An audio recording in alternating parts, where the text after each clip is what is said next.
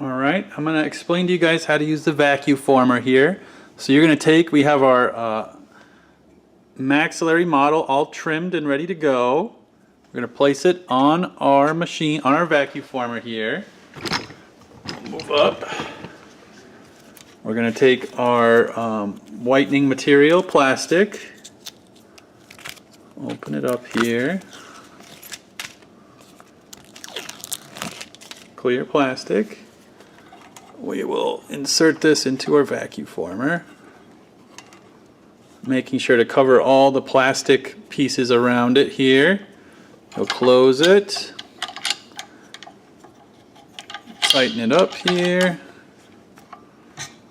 Alright, and now we'll turn our heating element, and we'll start by heating it up. And this process takes about 4 or 5 minutes if you're starting from cold to heat up all the way. So I'm going to lower my camera here.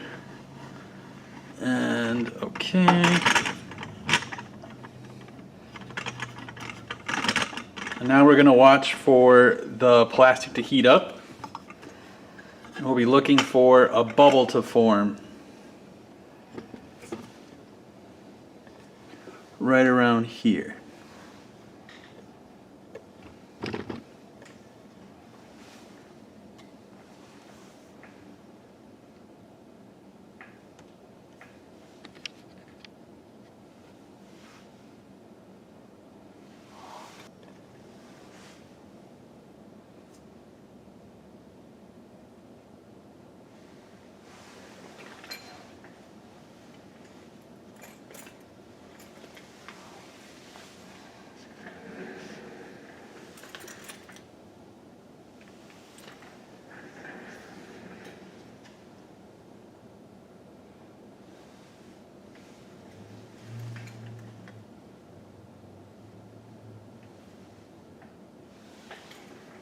And now you can start to see that plastic bubble there starting to form.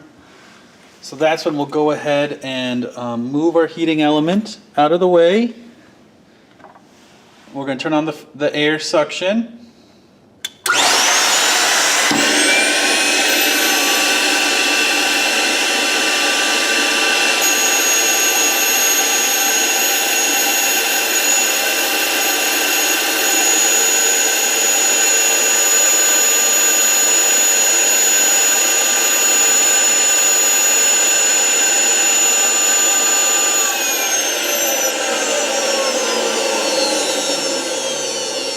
And now we'll wait until this model completely cools, and then we'll remove it from the vacuum former, and then we have created our whitening tray. We'll just have to trim it next.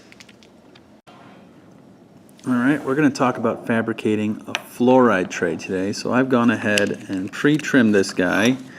So right now we're a little bit above the tooth here. So the only difference between a fluoride tray and a whitening tray is the scalloping.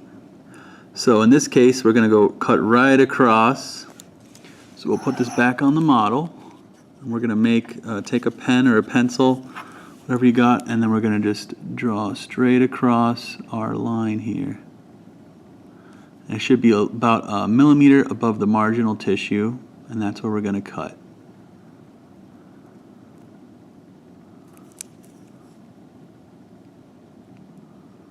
Once we have our line put in, we'll go ahead and cut that tray.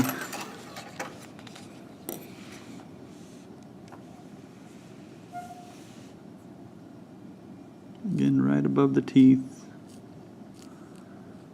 Put the line in so we make sure we have a straight line.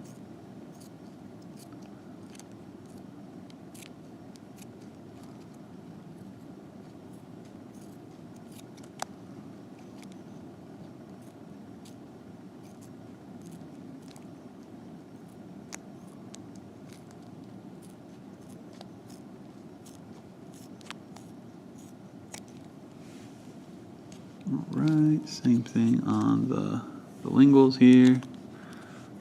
We're going to leave about a millimeter or two above the marginal tissue.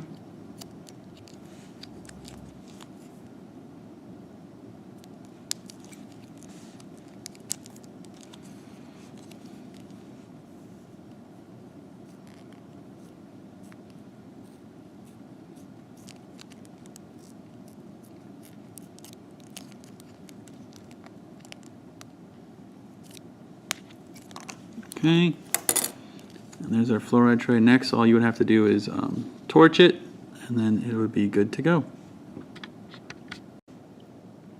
Alright, today we're going to talk about fabricating a sports guard. Now it's a lot bulkier material than a whitening tray, so we'll be using some of these thicker scissors to remove. So now, where you would want to cut on a whitening tray, or on a sports guard, pretty much 3 millimeters above the tooth. It'll be right there. And you just draw that line across the entire mold here.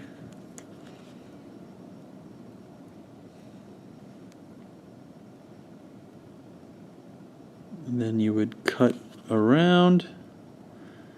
You would smooth this out by torching it. Let's cut it.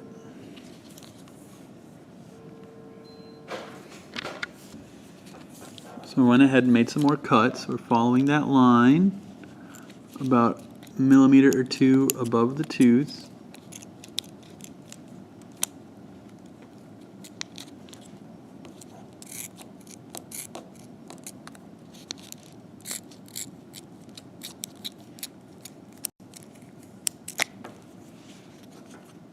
And all this roughness you can trim off a little bit.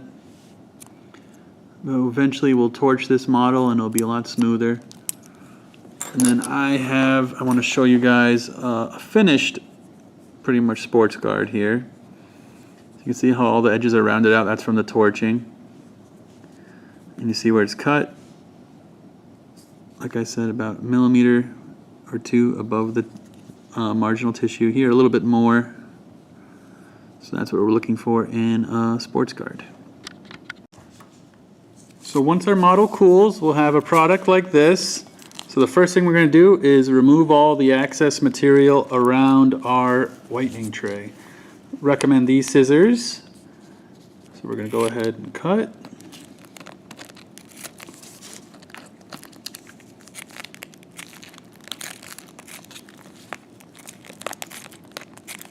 And it doesn't have to be perfect, it can be a rough cut.